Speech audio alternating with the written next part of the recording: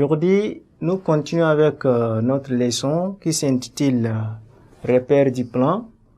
Mais l'objectif de cette séquence est de nous permettre de placer un point dans un plan ou bien dans un repère plan. Donc ici on a écrit comment peut-on placer les points dans un repère orthonormé OIJ.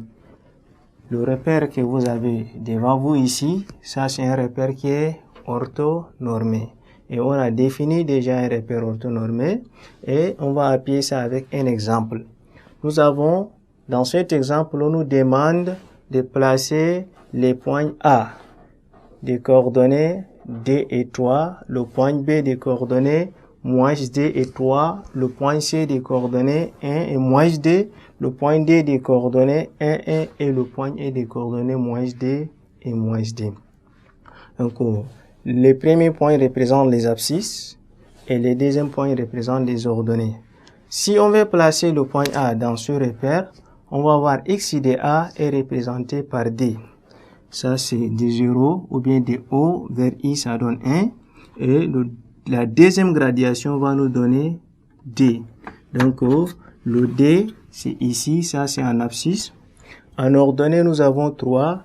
Il y a 1, il y a 2, puis il y a 3. Mais comment on place ces points-là? On va appliquer la règle des parallélogrammes. C'est-à-dire, on va tracer un segment de mesure 3 cm parallèlement à la droite OJ.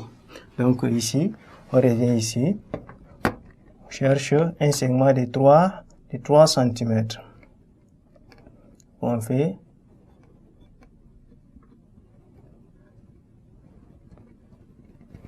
On peut faire continu essentiel. Il faut faire la projection suivant l'axe OI.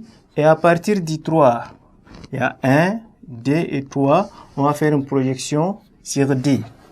Encore, on fait projection orthogonale qui est parallèle à la droite OI. On va placer D. Donc, on voit que les deux projections se rencontrent en un seul point. Donc, cette distance de la mesure D et celle de la mesure 3. Donc, c'est ça le point A. A des coordonnées. X est égal à D et Y est égal à 3, où on peut écrire comme ça. Le point B, c'est la même chose. Or, le point B, on voit que c'est moins D en X. Donc, à partir du point O vers la gauche, on trouve des valeurs négatives. On va avoir moins 1 ici, moins D là, et le Y de D, c'est 3. Donc, 1, 2, 3 positif. On voit ici que le point B et le point A ont même Y. Et leurs abscisses sont opposées. Donc, je dois projeter orthogonalement à la droite OI et parallèlement à la droite OJ jusqu'à ce que je vais tomber sur 3. Ici, j'ai fait une projection qui va me mener jusqu'à ce que je tombe sur D. Et c'est ça le point B des coordonnées moins D et 3. Le point C des coordonnées 1 et moins D. 1, c'est coïncider avec I. Donc, 1, ça coïncide avec I. Et moins D, c'est Y.